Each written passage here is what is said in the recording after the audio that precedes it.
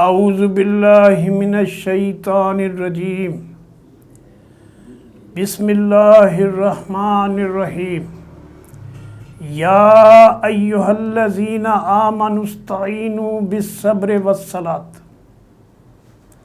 ان اللہ مع الصابرین ولا تقولوا لمن يقتل فی سبیل اللہ اموات بل احیاء ولکن لا تشعرون وَلَنَبْلُوَنَّكُمْ بِشَيْءٍ مِّنَ الْخَوْفِ وَالْجُوعِ وَنَقْصٍ مِّنَ الْأَمْوَالِ وَالْأَنفُسِ وَالثَّمَرَاتِ وَبَشِّرِ الصَّابِرِينَ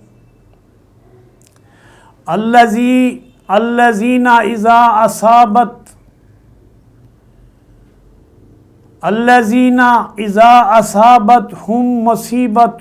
قَالُوا إِنَّا لِلَّهِ وَإِنَّا إِلَيْهِ رَاجِعُونَ أُولَٰئِكَ عَلَيْهِمْ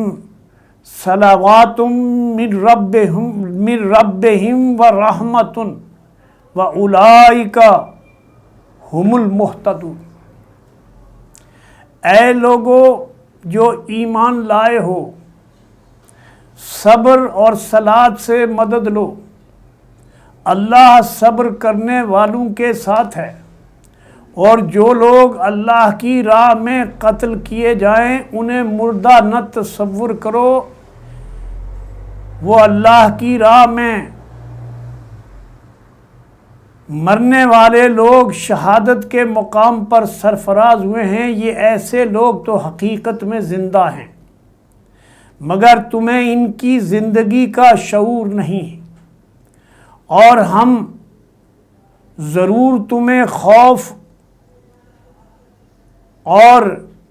خطرے اور فاقہ کشی اور جان اور مال کے نقصانات اور آمدنیوں کے گھاٹے میں مبتلا کر کے تمہاری آزمائش کریں گے۔ ان حالات میں جو لوگ صبر کریں اور جب کوئی مصیبت پڑے، مشکل آ جائے تو کہیں گے ہم تو اللہ ہی کے ہیں اور اللہ ہی کی طرف ہمیں پلٹ کر جانا ہے، انہیں خوشخبری دے دو کہ ان پر ان کے رب کی طرف سے بڑی عنایت ہوں گی، بڑی بڑی عنایات ہوں گی، اس کی رحمت ان پر سایہ کرے گی، اور وہ ایسے لوگ ہیں جو سیدھے راستے پر چل رہے ہیں۔ ناظرین، یہ سورہ بقرہ کی 19ویں رکوع کی آیت نمبر 153 سے 157 تک کی 4 آیتیں آپ کے سامنے تلاوت کی گئیں، اور اس کا ترجمہ بھی۔ اس میں فرمایا گیا ان لوگوں کو جو ایمان کی راہ میں، اسلام کی راہ میں اللہ کے دین کو اختیار کرنے کے نتیجے میں آزمائشوں کا شکار ہیں، ان سے کہا جا رہا ہے کہ صبر کرو اور ہمت اور تدبر کا مظاہرہ کرو، اور صلاۃ سے، اللہ کے سامنے جھکنے سے، اللہ سے مدد کی اپیل کرنے سے اپنے صبر کو اور اپنے یقین اور ایمان کو مستحکم کرو۔ اور فرمایا کہ یہ راہ ایسی ہے کہ اس راہ میں ہر طرح سے تمہیں آزمایا جائے گا، بھوک سے، فاقہ کشی سے، خوف سے، اور جان اور مال کے اور نقصان سے، اور آمدنیوں کے کم ہونے سے، تاکہ تمہارے قوت ارادی کو اور مضبوطی حاصل ہو، کیونکہ تمہیں دنیا کی قیادت کرنی ہے، تمہیں دنیا میں وہ لیڈرشپ کا نمونہ مہیا کرنا ہے جو اس سے پہلے روئے زمین پر کسی نے دیکھا نہیں ہے۔ اور فرمایا گیا کہ جو لوگ اللہ کی راہ میں شہید ہوتے ہیں، ابھی کوئی جنگ نہیں ہوئی ہے، ان آیات کے نازل ہونے سے پہلے اس بات کا انڈیکیشن دیا گیا، خوشخبری دی گئی کہ اللہ کی راہ میں جو لڑتے ہوئے شہید ہوتے ہیں، خالص اللہ کی رضا کے لیے اپنی آخرت کو بہتر بنانے کے لیے اور اللہ کے دین کے غلبے کے لیے، دنیا سے شرک اور کفر کو، بدعت کو مٹانے کے لیے، تو وہ مرتے نہیں ہیں بلکہ وہ زندہ ہیں، اور تمہیں ان کی زندگی کا شعور نہیں ہے۔ تمہیں نہیں معلوم کہ ان کے لیے کیا اللہ تبارک و تعالیٰ نے انتظام کر رکھے ہیں، اور ان کو اللہ جنتوں میں، اور جنتوں میں بھی اعلیٰ ترین جنتوں میں جو شہداء کی جنت ہے، اس میں ان کو داخل کیا جائے گا براہ راست اپنے جنتی جسم کے ساتھ۔ سورہ آل عمران میں فردر اس کی وضاحت آئی ہے، اور فرمایا کہ یہ خوشخبری ہے، یہ خوشخبری ہے ان لوگوں کے لیے کہ جو اب جہاد کے لیے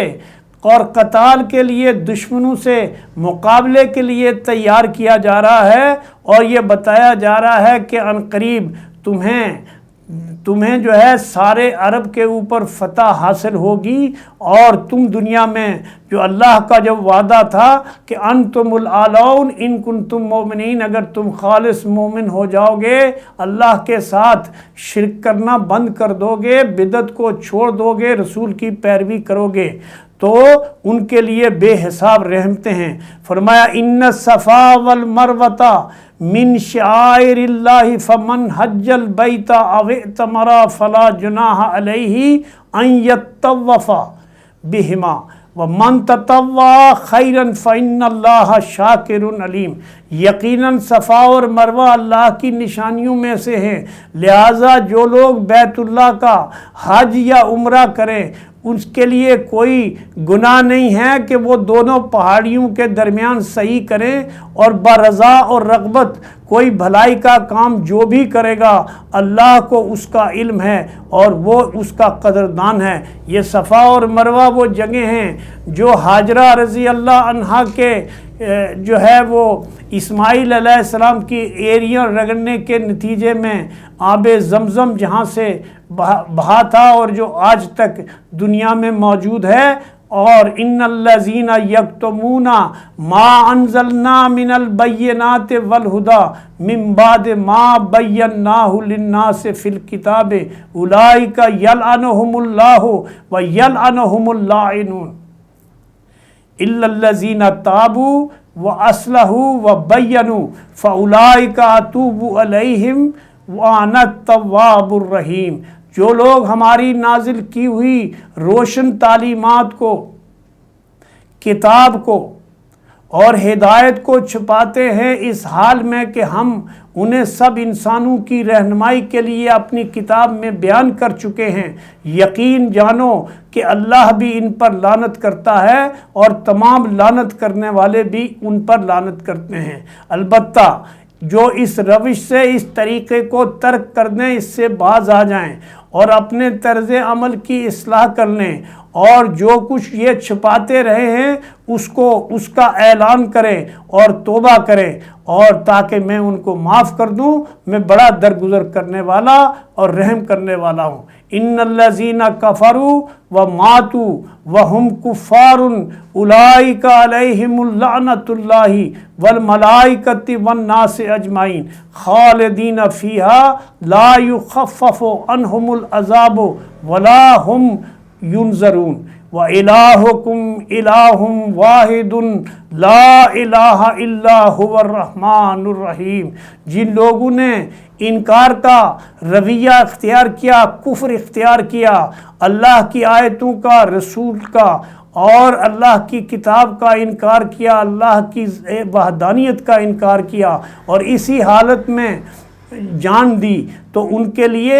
اللہ اور اس کے فرشتے اور تمام انسانیت کی لعنت ان پر برستی ہے۔ اسی لعنت زدگی کی حالت میں وہ ہمیشہ رہیں گے، اور ان کی سزا میں نہ کوئی کمی ہوگی اور نہ کوئی پھر انہیں دوبارہ مہلت دی جائے گی۔ تمہارا الہ ایک ہی الہ ہے، ایک ہی اللہ ہے، ایک ہی رب ہے، اس رحمان اور رحیم کے سوا تمہارا کوئی الہ نہیں ہے، اور حقیقت کو پہچاننے کے لیے کوئی نشانی اور علامت درکار ہے، جو ہے تو عقل سے کام لیتے ہوئے ان کے سامنے آسمانوں کی ساخت اور رات اور دن کے پہم آنے میں، ان کشتیوں میں جو انسانوں کے نفع کے لیے دریاؤں اور سمندروں میں چلتی ہیں، ان کے سامنے یہ ظاہر ہیں۔ لیکن اگر وہ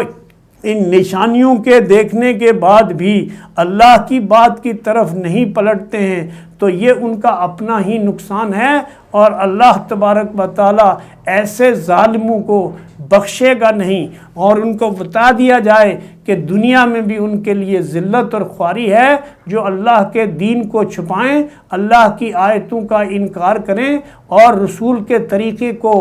جو ہے وہ پسے پش ڈال دیں، تو اللہ تبارک و تعالی